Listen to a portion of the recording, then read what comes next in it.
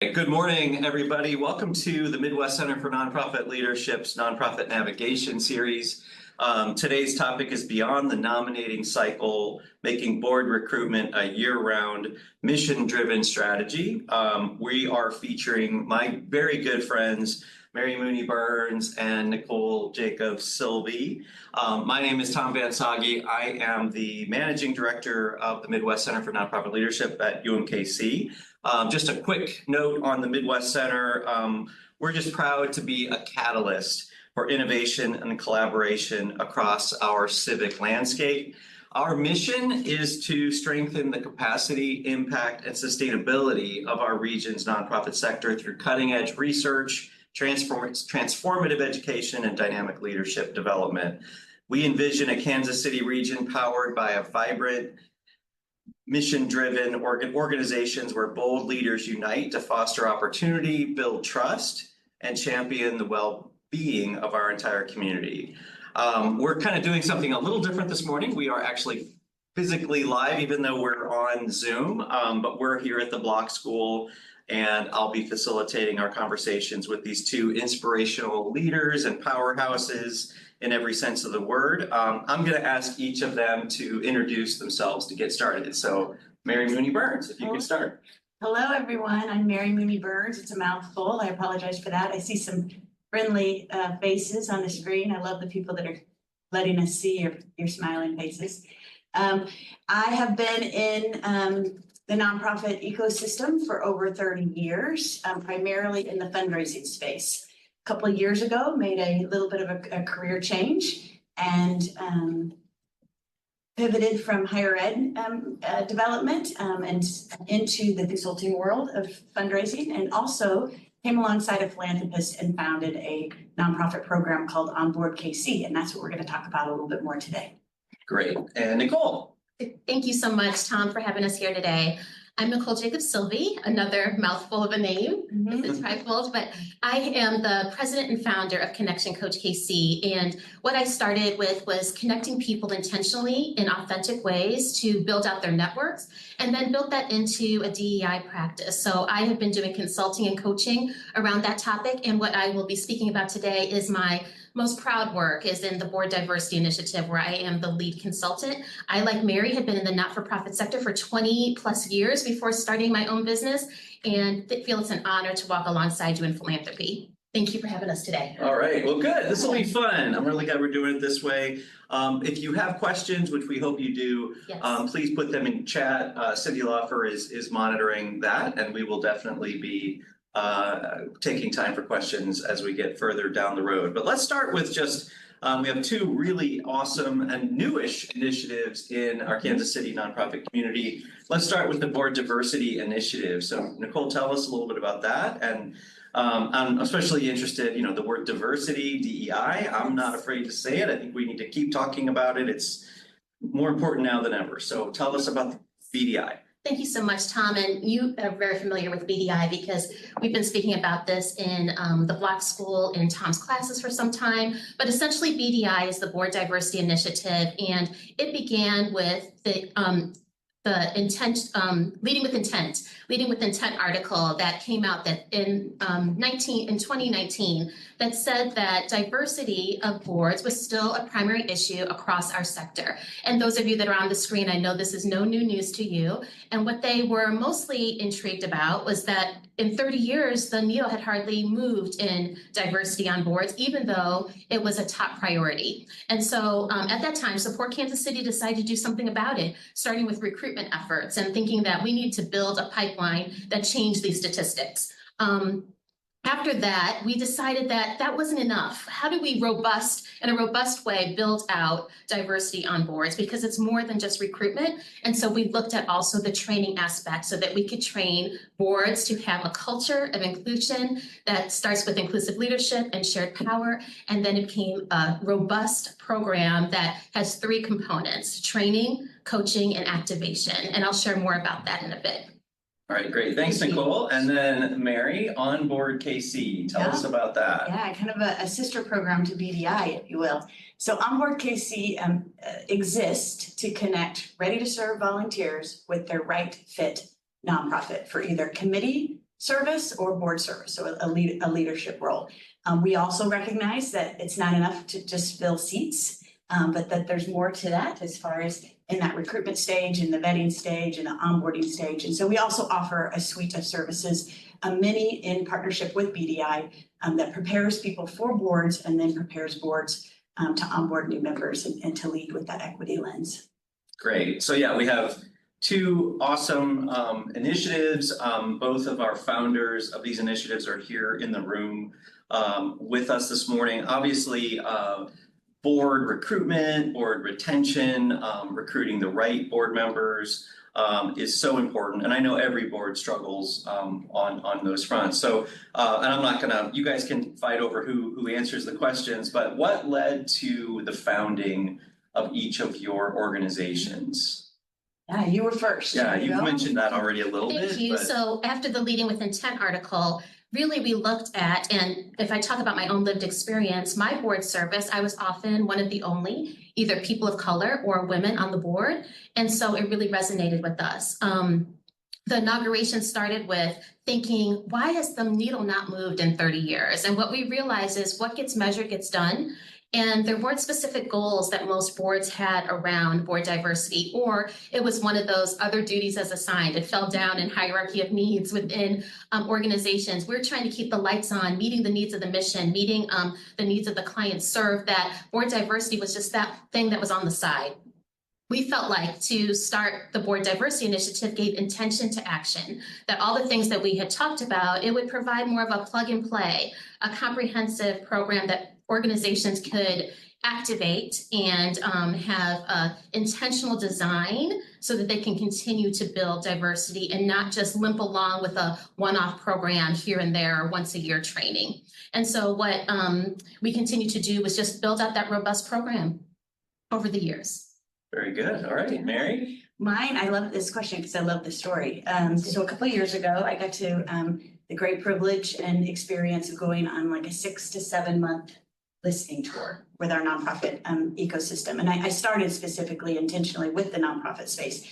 I asked them all, and I talked to people from every level in the nonprofit organizations, from the board members, executive directors, volunteer coordinators, what keeps you up at night from a work perspective. And I heard 3 common themes almost every time. And that was, there's not enough money. We're going out to the same dollars, same donors. There's not enough people. There was this lack of staff. So understaffed, over capacity. This might relate to some of the people on the screen.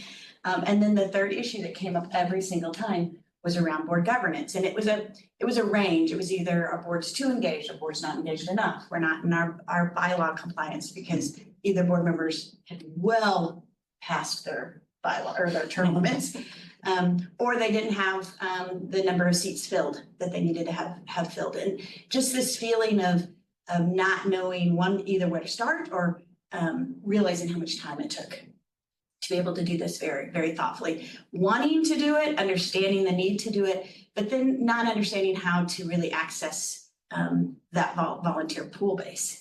And so we also did a little landscape analysis and focus groups with our corporate chamber civic leaders. And we heard similar. We heard we're ready to serve. We've gone through many of them, even leadership programs. We encourage our employees to serve on boards. We don't know where to start. And so on board, it's where we put our flag in the ground, and we decided that this was an area, a need that wasn't currently being met. We knew there were partners that we could come alongside that were doing some important work, but nobody was actually doing that matching component. And so OnBoard was born. Yeah, awesome. I love that analogy of planting a flag in the sand. And you know, both of you, I love founders. I mean, just the idea of starting something from scratch and building it from the ground up, and the vision and the courage it takes to do that is so inspiring to me. And I know there's a lot of founders probably out there as well. So you guys are struggling right now with building these organizations. So let's just dig in a little bit. So if you are interested, like, how would a nonprofit or a nonprofit leader reach out or interact with either OnBoard or the Board Diversity Initiative? Yeah, so OnBoard has a website like BDI, so onboardkc.org. There's actually, Cindy's going to put in the link they're both in the chat. There's a special link for all of you today that are on this webinar, onboardkc.org/UMKC. So fill that out and that'll get you and I connected, and we can virtually connect or connect over coffee and talk about what some of your needs might be. But go to our website and check us out. And the same with us. Thank you so much, Cindy, for putting BDI in the chat. We will let you know, because we have built out this more expanded programming, we're going to be doing a marketing refresh. So you'll be seeing that soon. But right now we have the website that you can go to, which is diverse.org. And you can find the different aspects for either candidate pipeline building, for the nonprofit organization, and then the component that's for executive leaders as well. So feel free to go there. So let's make this a little more real. So maybe let's start with Mary.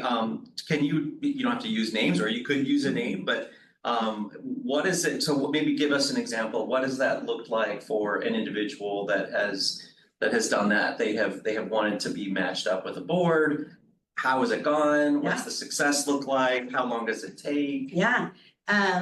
I'd love to talk about that. So it depends on what role you're wanting. So if let's say you're on the call today and you're somebody that you think you might want to serve on a board, and you feel ready to do that. So you can go to our website. We have a matching platform, and it's a community asset. So it's free to use, low barrier of entry here. Philanthropists have made that available to everybody. And you fill out a profile. You can actually port over your LinkedIn if you have one. If not, you can build your own. Tell us about yourself. Tell us what you're interested in. Tell us, get those interest levels that you have, whether you want to start at a committee level or a board level. And then that gets posted. If you're a nonprofit, same. Put your organization profile up. Tell us who you're looking for, what kind of board member you're looking for, and that platform will help match. And you can go direct to each other and just start that conversation.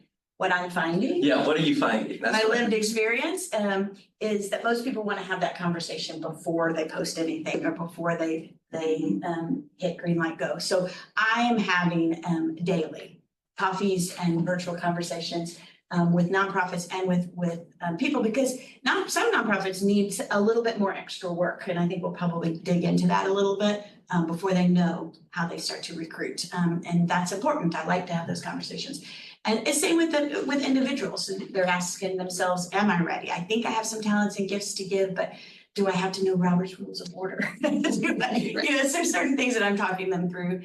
Sometimes just getting over the imposter syndrome, and then sometimes really encourage them to take some additional readiness training. So most people I'm having conversations with, and then kind of curating that experience and matching them up. And that, I call it match day, when I get to match the volunteer with their right fit board. And so you had some really successful matches. Yeah, no, we've had we have 60 in the pipeline right now, and we've had over some are on committee, some are on boards, but about 30 actual matches. Yeah, and we've been live. This is our first year, everybody. We just had our anniversary, and the matching component has just been 4 months. Okay. We have a question. Yeah, just because we're kind of on the topic, but someone's wondering, are there some, general things that you see over and over again, like the types of skills that boards are looking for, maybe, the financial ability. So there are some things that sort of stick out that you see across the boards. Yes, and I'm going to let Nicole dig into this as well. I will say with OnBoard, we provide the nonprofit and the individual kind of a checklist of questions to ask before they say yes to a person, or before a person says yes to a board. Particularly the give or get is a very important one. That is something we also address on our online platform, so before going into that.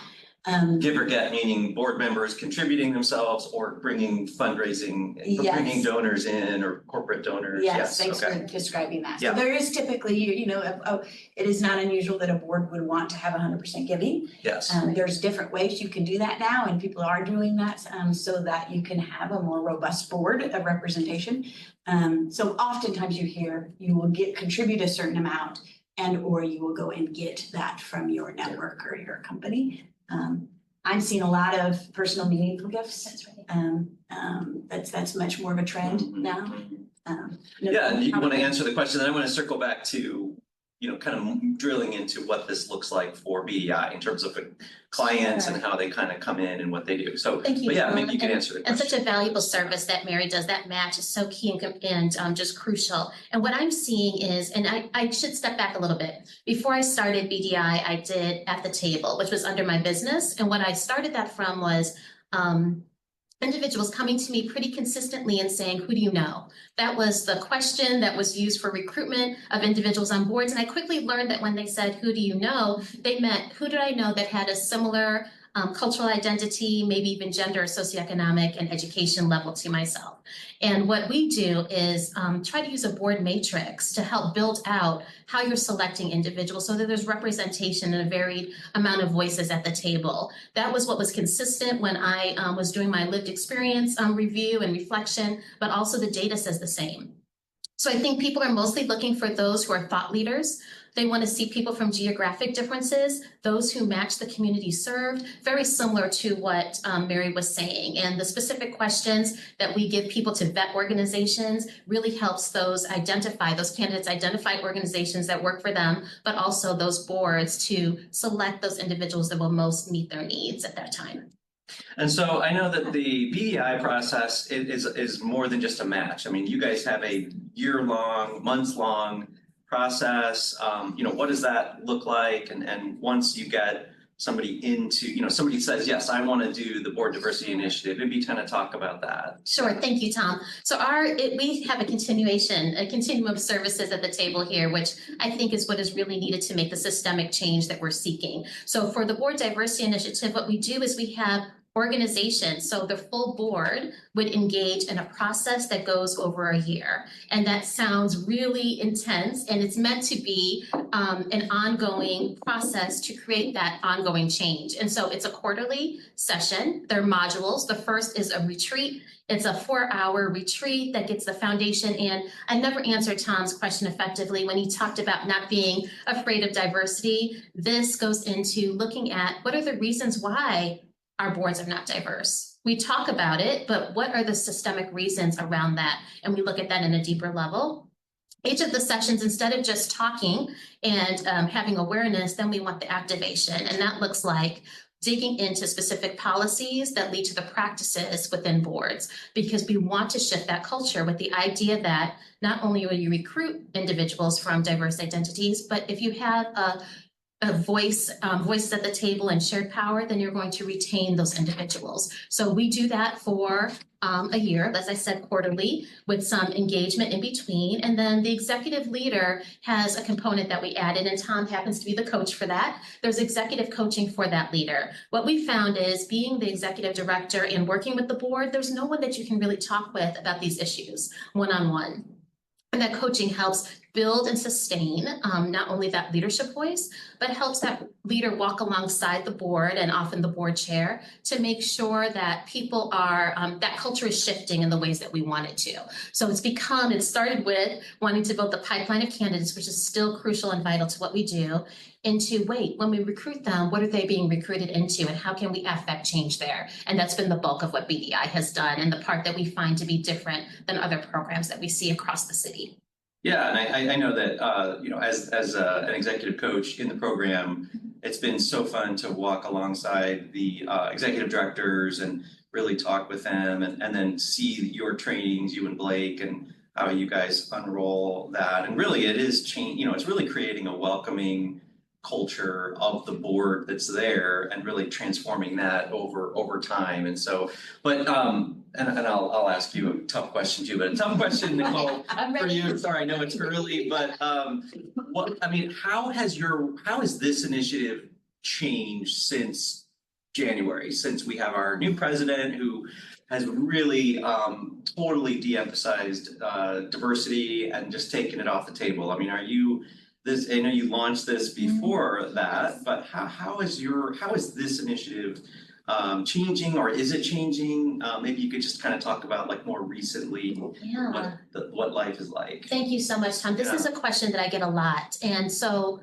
what I want to say is the work has continued. The work has continued and people have still dug into the work and been committed to it. Now, in real talk, it's gone quiet in terms of we're not outwardly posting as much. There's organizations that work with us that they're not putting it maybe on their website, they're not putting it on LinkedIn, but they are doing the work internally and continuing to build their boards. At the top of January, I didn't know what was going to happen at the top of the year. I got really worried, like so many DEI practitioners, and I decided as I chose my word for the year that it was going to be onward. It might not be called DEI, but the work would continue, whether we use that acronym or not, because prior to DEI as the term, we had always been talking about wanting voices to be represented at the table, and that has not changed. And so some people have higher risk within their organizations. It's real talk again. And we just try to mitigate risk as much as possible, use the language that's going to be most effective and impactful. If I say inclusion, if I say equity, if I say diversity, but we're getting to the same endpoint, that's what's important to me, that our boards look differently than they have in the last 30 years, and that the representatives of the community serve, because we know that leads to greater innovation, that leads to greater impact and meeting our goals. These are all the things that Mary also found in her research. We work with the Midwest Center to do additional research after that Leading with Intent article, and it's echoed throughout our sector in philanthropy. So yeah, and I think just making some points about a board's obviously a nonprofit's focused on a mission, and the mission is about serving people or a cause, and the board should be made up of people that you represent. I mean, does the board reflect the community that it serves? And I think that's just a fundamental philosophical goal that I think every board should strive for. So right, that's best practices. And we say that, but we often slide to who is the most influential or who has affluence and who's able to write the checks. And we need the broad scope of individuals on board. So it's a shift in focus. And what you'll see is boards are even more effective when we branch out and include people from different identities, which I'm sure is not surprising to many of you on this call. All right, Mary, I'm going to put you on I'm off the script here. I was So gonna say, this is not not one of your prepared questions. That's why I didn't bring. But I love what you have done. And I'm just going to pull back the curtain. You can answer this however you want. But how in the world did you go from, senior fundraiser at Rockhurst University to starting this thing? You had 7 months to do all these interviews, and now you've stood up this entity. Can you talk about that? I mean, you mentioned some philanthropic folks that you obviously have brought to the table. I think it's awesome that you left a career, or not, you're still in the same calling or career, but I'm just curious. Yeah, how do you do it that? wasn't planned. Be open-minded and open hearts, I guess. So never underestimate the power of a mentor. I guess is and having that open mind to really reflect on where you're being called and what work you're being called to do. So I actually thought that I would just go into the fundraising consulting world, which I have and I enjoy. But when I was encouraged by this local philanthropist who's been a donor investor in OnBoard, to go and try to find a need that's not currently being met. And the caveat was, do not duplicate your services. Love it. So find something that's not currently being met and see if you can find a solution to that. And it was a challenge. It was a great challenge. And, when you're doing, all of you, I think will relate to this in my world. I was the vice president of advancement at Rockhurst University, which I love, my alma mater. Sorry, I'm Mine too. Your world becomes that job, down to the your personal brand becomes that job. And so it was fun for me to look up and around and reconnect with those nonprofits that were doing such incredible work in the city. And so it was filling my bucket as well. As I was going out talking to them about what are they doing, what are their opportunities, where are they losing sleep. And then I've only worked in roles probably similar to both of you. I've either worked for a board, with a board, or on a board. That's been my whole career. And so that was an expertise I felt like I could bring. But you could have gone if the people you talked to said we need more clowns in nonprofits. I mean, you could have gone in any direction. Sure. Except for this particular partner, I'd go and do some research, I'd come back, we'd have our conversation, and he would send me back out with another challenge and an idea. Okay. And so when this is the second or third idea that I had come to. And so really encouraged me to do not only the listening, but the landscape analysis, the work, right? Like I think we all see a lot of nonprofits start every day where they don't have that research and that landscape analysis. And so I feel lucky, quite frankly, to have been able to take the time to do it. Phenomenal opportunity, once in a lifetime. And we'll see where it goes. It's a nonprofit program. It's not its own 501c3. So anybody wants to talk about this process offline, I'm happy to do so. Not everyone needs to be their own 501c3. There's, I last count, I think 15,000 of them in Kansas City and all doing phenomenal work. But in the program space, you can find a fiscal sponsor to come alongside as long as your missions match. And I have great gratitude to Support KC, who said yes to me, and they are my fiscal sponsor. And they're also your fiscal sponsor. And we're actually a program of. Yes, so you're a program of Support Program KC. of Support KC. Both of these initiatives are being very nurtured, supported by Support KC, our Jenny Vanderboot, our good friend there, and Blake.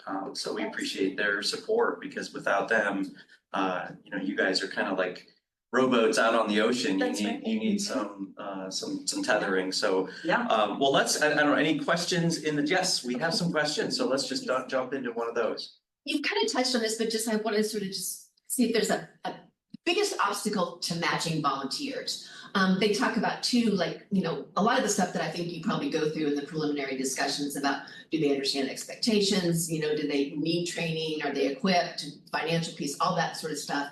But is there sort of a really big obstacle that you see the volunteers are concerned about or that they need to overcome? There's several that are in my mind. I'm going to stick with this one first, and that's timing. So oftentimes a volunteer will come to me and they're ready, they're excited, there's pixie dust, they want to serve, and they want to serve starting tomorrow or next week. Well, there's a longer process, right? And maybe we'll get into that a little bit when we talk about how do you actually do a pipeline and do that work year round. So sometimes I'm introducing somebody to a board or an executive director or a board chair, and they may not actually get onto that board for months, or in some instances a year, because a nonprofit may have only one time of the year that they're voting on a slate of new members. And the nonprofit might have systems, really good systems, where you engage with that nonprofit beforehand. So sometimes the expectation of how fast the process is, there's some other logistical things you have to make sure everyone's on the same page for, but that's one of mine. What do you see? Yeah, I see very similar to what Mary said, you're dead on, but I see a lot of people having imposter syndrome. We are trying to engage those who haven't been asked. What I noticed before doing BDI, when I did my at the table, it was the same individuals that were recommended for boards all the time, amazing community leaders that I really admire, but I thought, wait, I'd meet individuals that were great and they had never even thought of board service or asked. I think it's that imposter syndrome of what attributes do you need to serve on a board? Who can serve in terms of their financial and their education background? And how do you even plug and engage? People want to serve on boards and they don't know how to do so.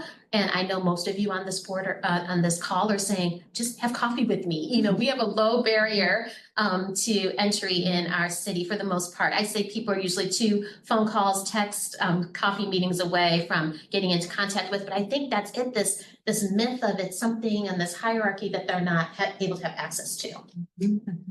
Another question, or actually I'm going to put 2 together kind of here. On this line, is they're thinking about training. Like, do people know? And specifically the question of training versus activation and what's different there, and the costs. They're all they don't have a lot of money. So how do you get trained board members? Great.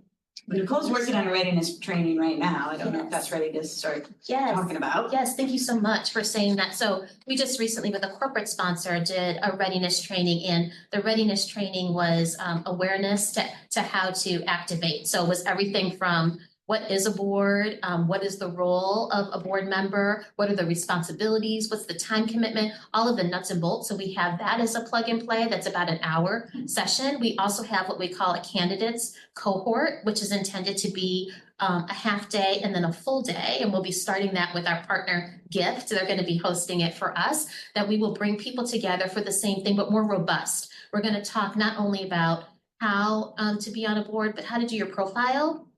The why for your board service, because it really starts with why do you want to engage? Is it just a resume builder, which I don't recommend, or is it because you're passionate about the mission? We talk through all of that and get into that imposter syndrome, but get more into the nuts and bolts so that someone can be board ready at the end of that, but also have peers that have gone along the process. And Mary is an answered prayer, because when we built up BDI, we built everything and we said, what about the match? Oh, we don't have something to do that. So it's a perfect handoff to go ahead and at the end of the cohort, candidates cohort, they would actually engage in the onboard match, they would do a profile for the onboard match so they can be ready to go. So there's that component. Yeah, so the classes either in person at a corporation or Yes. community cohorts. There's some online programs you could probably find. I don't know how good they are.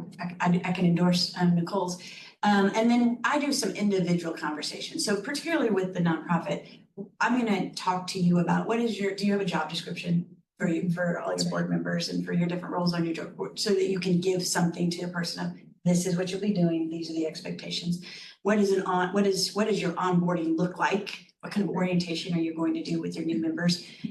Is there a board buddy system that somebody can mentor that board member, so that there are, it's, even if you've gone through the class, you need some on the job training. Yeah. And the nonprofit needs to be, quite frankly, ready for that. And so if you're thinking we don't have those systems, reach out. There might be, we're BoardSource-certified, and so we have a lot of resources that we can pass along. And Cynthia, I forgot to answer the pricing question. Oh, So yeah. the candidate cohort component is completely without a fee to the individuals that participate. That's grant funded. So there is a cost associated, but we have someone that covers that. We got a grant from the Kauffman Foundation. And then for organizations, it's on a sliding scale based on your budget. And so we would do an initial intake with you, talk through all of that, very similar to what Mary has done. And then we would determine the fees, but we've made it palatable for organizations. And we have some grant funding to subsidize that as well. Yeah, so the funding for onboard, year one, philanthropy has covered the cost for nonprofits to participate. And so we believe that nonprofits need those individuals, and we don't want to have barriers for that. So at this point, to participate in the online matching program is a community asset. So there is not a cost, and that's covered by philanthropists. So the earned revenue comes from corporate partners, where we offer our services to go on site. Year two, that's going to be a focus for us to secure some of those. So that's creating that pipeline for our nonprofit partners, and hopefully creating that revenue stream for onboard to keep us going. That's right. And we've really noted that the ERGs, the employee resource groups, I know we're talking to nonprofit leaders, but corporate leaders, they have these ERGs that are individuals that they want to activate with their corporate social responsibility funding. So we too are hoping to have that earned income model to support the work that we do. But what a robust group of individuals for the matching component.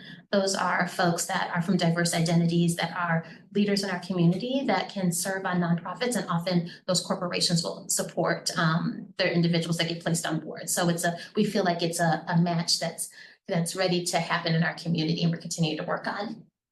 All right, Yeah. no questions, but if you have questions, please put them in the chat. And we still have a good 25 minutes, so lots of things to talk about. I'm going to return to the question about the pipeline.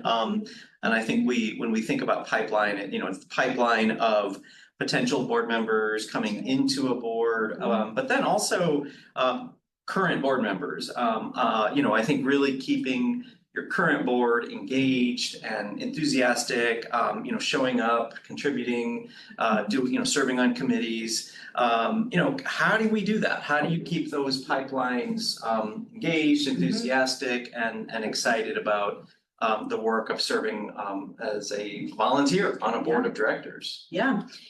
So I live solidly, those of you that know me well, at the intersection of ideal and real. So I'm going to answer that from two different lenses. So regardless, your first step is to do what Nicole had referenced earlier, and that's a board matrix. So really reflect on and look at your current board. Use a board matrix tool. We can provide that for you if you reach out. There's other tools that I think have been adapted, but they're similar, and they have you look at the representation of your board, right? And everything from demographics to age to gender to skill set, lived experiences, walks of life, and then that will help you narrow who's missing from your table, and that, so that you're not just out there looking for anybody to fill the seat, but you're being very intentional. So regardless of the situation you're in, whether it's an urgent situation or you have the time to actually pipeline, that's an important first step. In the ideal world, you would, first, as we know, the best board members come from people who already have a relationship with you. So they've already experienced your mission, they've come for a tour, maybe they're regular volunteers, maybe they've attended an event. That would be in your predictive analysis worlds, that's your best bet, is to go to that group first. Some of you, though, have tapped that group out, right? And some of them, in everything we do, we should be discovering new volunteers for organizations. And so talk about it, advertise it, go to OnBoard KC, put your needs out there. You can start with a committee if you're not ready to start with your board. Put it on your LinkedIn, ask your board members to put it on their LinkedIn, ask your staff, talk about it. It does not have to be a secret that you're looking for board members, or even what kind of skill sets that you're looking for. And people will respond. Yes. You'll be surprised maybe, but they will respond. And when they do, follow what I call a stepping stone approach. For the fundraisers in the group, it's very similar to moves management, but Yes. every intentional step leads to the next intentional step with someone. And so if you've had coffee and you've learned where their interests are, invite them for that tour. Invite a board member to join you to talk about their experience with your organization. Make sure it's mission aligned, and not so have those conversations. See what kind of volunteer they are by inviting them to be on that committee or on an event committee, or maybe just a project. Or it's no better compliment than asking someone for their advice. So ask them for some advice or an initiative that you're working on. So that by the time you get to that nomination slate, likely oftentimes that's in the spring, you have a really warm list of people that you can go to and have conversations with, or your board members can go to and have conversations with. That is the ideal. That's right. The real talk. Just a couple weeks ago, had a conversation with an executive director here in town, new to her role. She's adopting a board that half the people will roll off because they've overserved their terms and they're tired. So she has to fill, in compliance with her board or with her bylaws, she has to fill those roles, and she has to fill them quickly. And she doesn't have that pipeline, and she doesn't have that warm group of prospects to go to. And so she is looking for new people, and that's good. And that it's the healthy part is that she recognizes it. Again, advertise what you need. Put it on OnBoard, put it on LinkedIn, talk about it, tell people. And then just realize that if you're going to vote a person onto your board that doesn't have a lot of background with you, you're gonna have to spend a little bit more time with that person when they're on the board. So onboarding becomes very important. The orientation to how to be on your board mentors, those types of things, because they're gonna need a little bit more attention to be able to feel like they can be contributing members, and so that you can retain them. That was a long answer. No, that was excellent. Masterclass in recruitment. I loved hearing everything that Mary walked you through, especially the ideal and the real. I've not heard that, and that is spot on. The only thing I would add is going back to the real, if I stay on that side, the reason why we recruit the same individuals is because we are typically in the same circles, right? And we exhaust our network, or those that we're in close proximity to have similar networks. And so really looking at why we largely still live in segregated communities by socioeconomic and education. And that isn't just the Kansas City area, that is across our country. And so to be able to to recruit different individuals, we have to do different things. And so we help build out a networking map. So if there's individuals that you want from specific populations, we do intentional mapping of where you can go to be in space with individuals that may be different than yourself. Not just show up to ask for something, but to share space to listen and learn and to fall back and just experience. And because we know that authentic relationships, as Mary, everything she described was relationship building, that relationships come from the people that you know. And we know those that we're in community with and in proximity with. So being able to build that. I've seen many people are asking for the matrix. Thank you so much. I've seen that pop up several times in the chat. Agreed, because we found a matrix that we use from BoardSource, and Mary is BoardSource-certified. I'll be getting certified later this fall. And so we utilize those tools often. And so we have a robust library of resources that we can also share with you as a part of this process. But I think the recruitment is basically doing something different than we've done before. Expanding out our vision of what the ideal board member looks like in terms of their profile and just their network.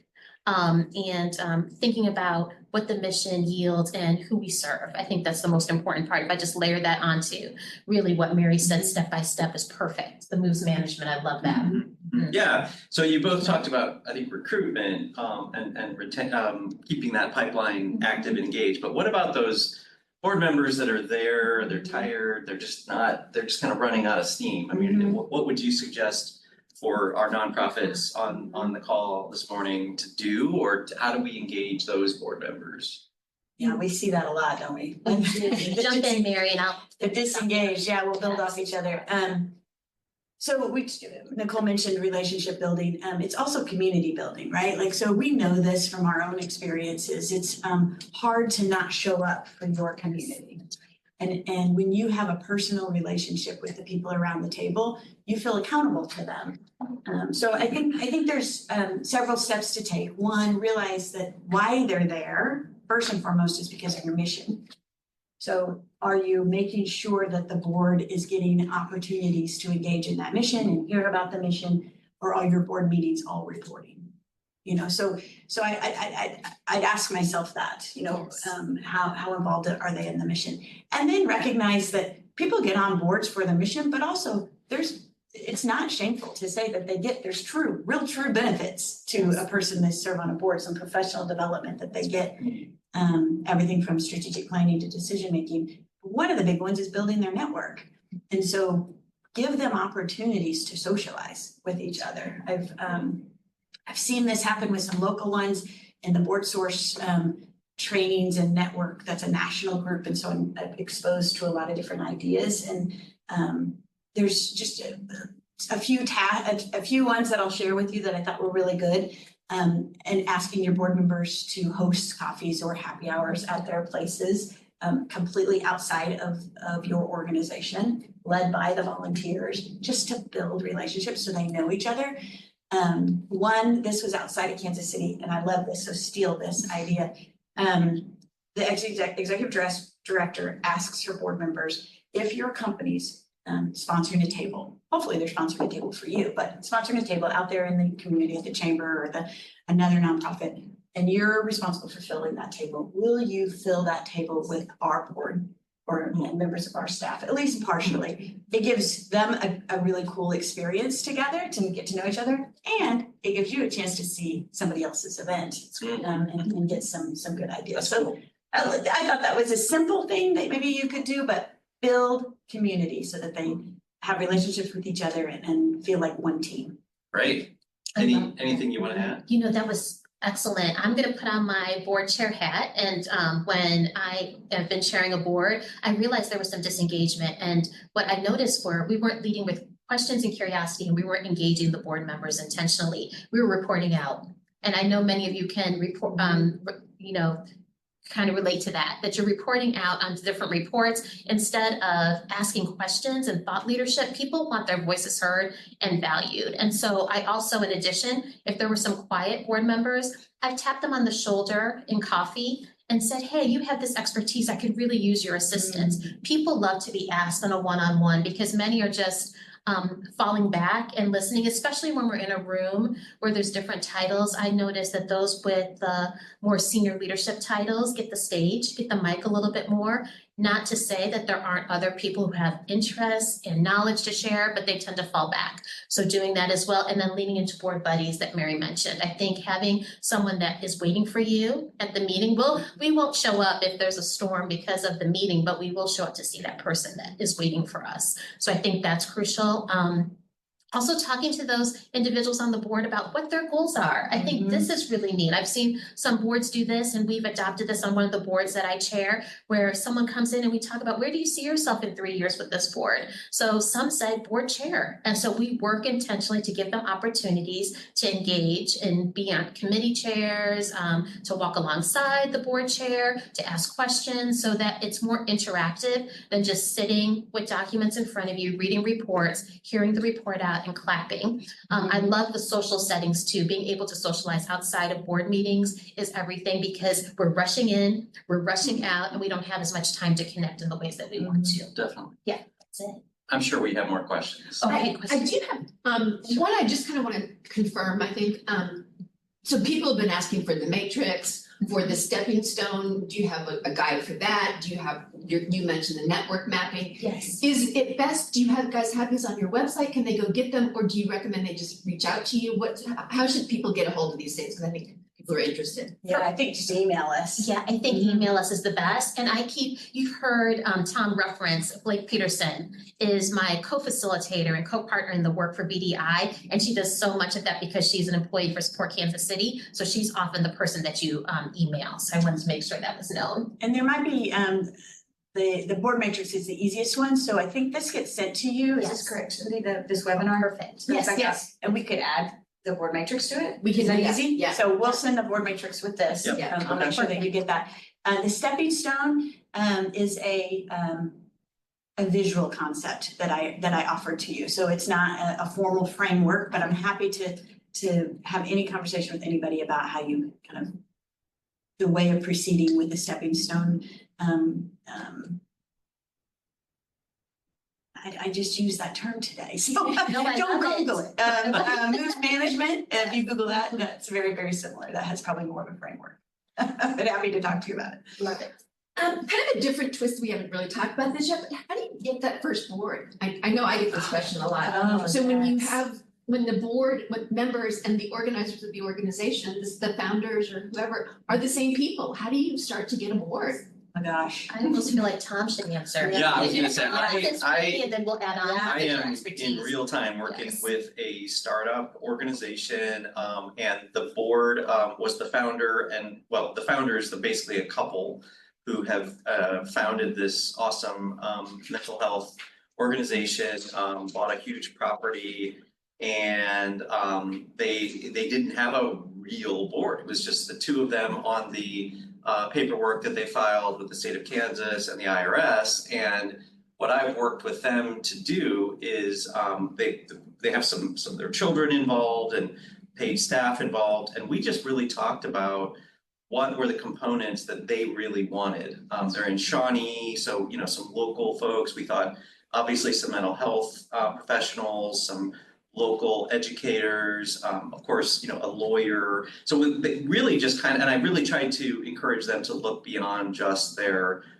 friends or family. And of course, with a founder-led organization, we did carve out 2 spots on this board for family. And so, and really clear in the bylaws about, there'll always be 2 members of the family as long as they want to serve. So, but, moving them from that startup board where it was literally just like my wife and I, or, I literally my best friend and my mom, whatever you do to cobble together that board for the paperwork, you have to quickly blow beyond that. And I think the board matrix provides a great template, but it's really about your mission. And then of course there's some, usual suspects like, it's great to have an attorney, an accountant, or a marketing professional. And then, of course, this particular board that I've been working with, just getting diversity of folks, not to mention like, okay, now we need to talk about diversity of, race, gender, there's all of that as well. But just moving from that initial founding startup board to a real board, it's a big step, and it's going to take a while to let that board get together, and they're not meeting for the first time until August. But it's exciting. I think it's a big step forward. Yeah, it's a hard, I recognize and see that's a hard space, and I'm working with a couple as well that it's their first one. And so again, I go back to advertise, go out there and try to get in spaces, and to Nicole's point, not just in your spaces, try to get into other spaces and let people know that you're looking for it. I would also, is there opportunity for those nonprofits to let people engage in their mission beyond the board? Again, to that point of if they know you and they fall in love with you, they're going to be better board members. And so have opportunities for volunteerism or events where they can learn about what you're doing so that you can start to build an audience. And then from that audience, leaders will emerge. I agree. The only thing I would add is family members at the beginning, usually they're the low-hanging fruit.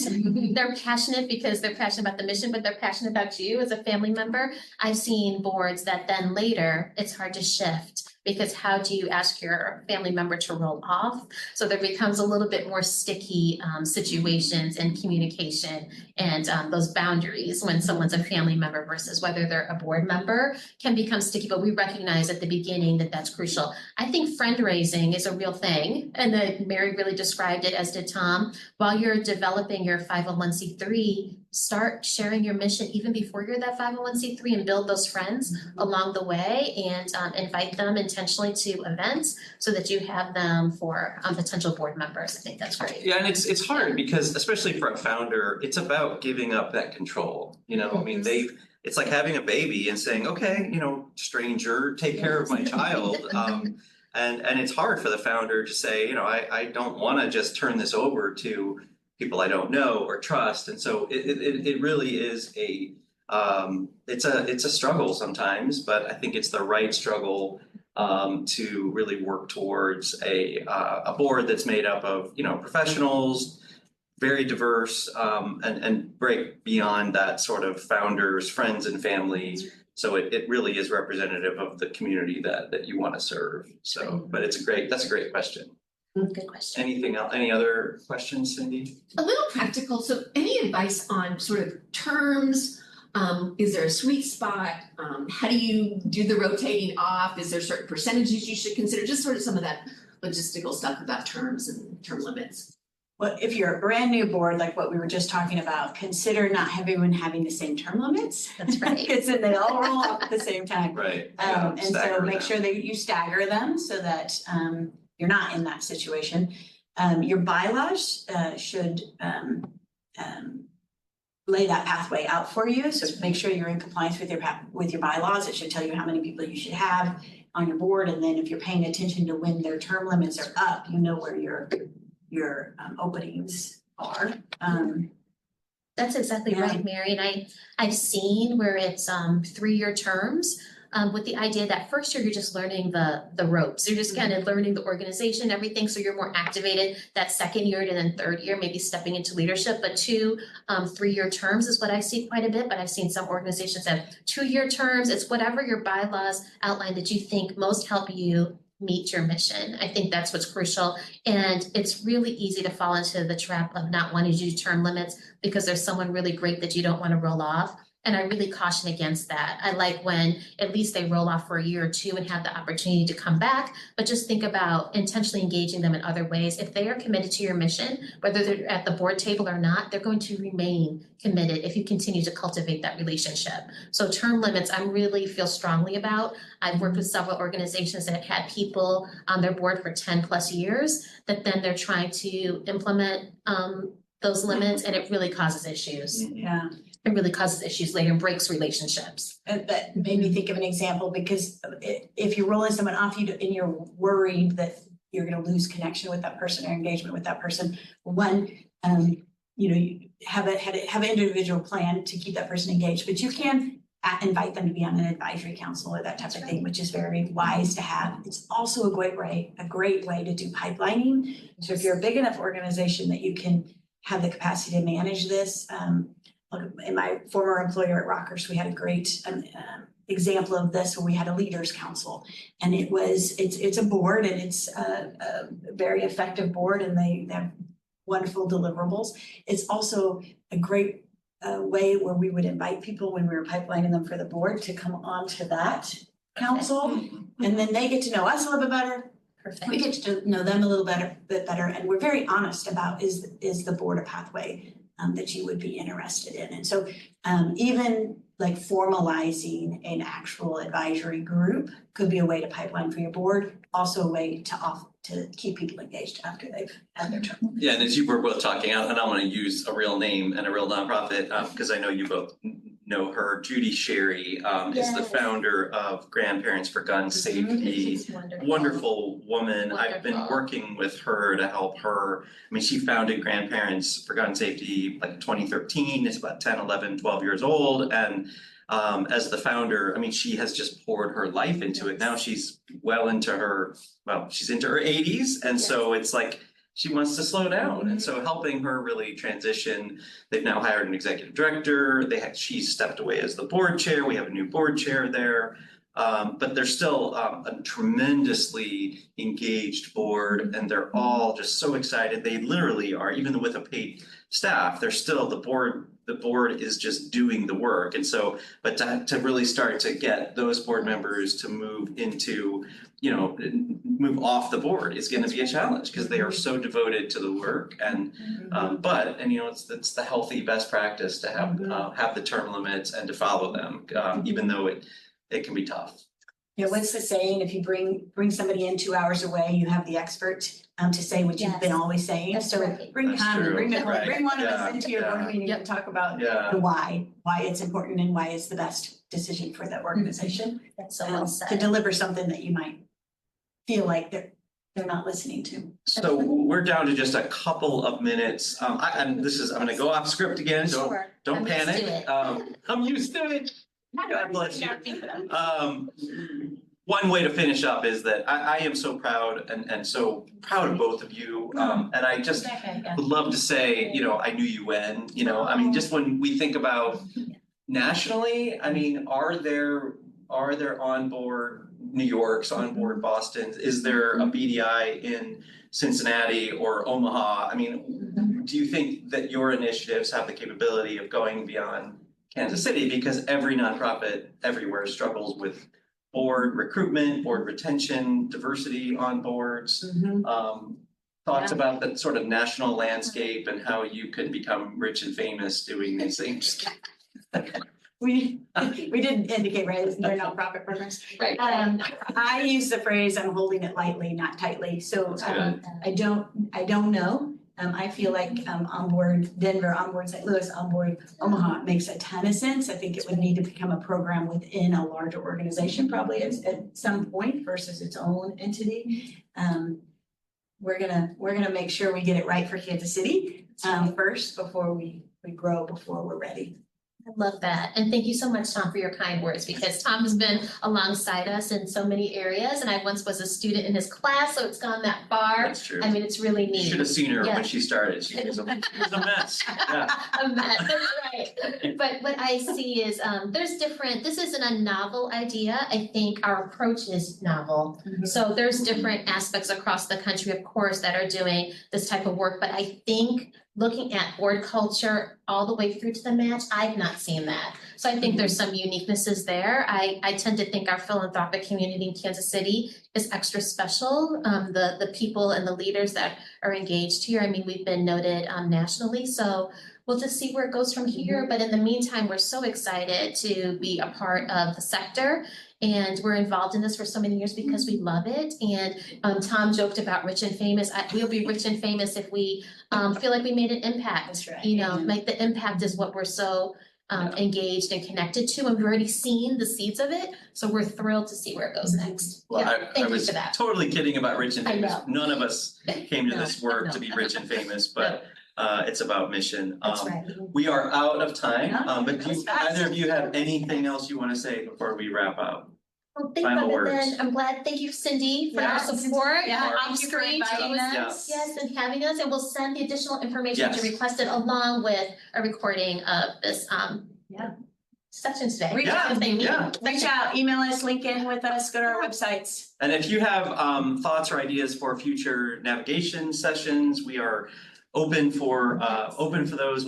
I love this format. Oh, I think do we too. could, Yeah, we think could it try was this. good. We could Yes. definitely try this Yeah. again. So thank you all. Have a great Tuesday. Thank you so much.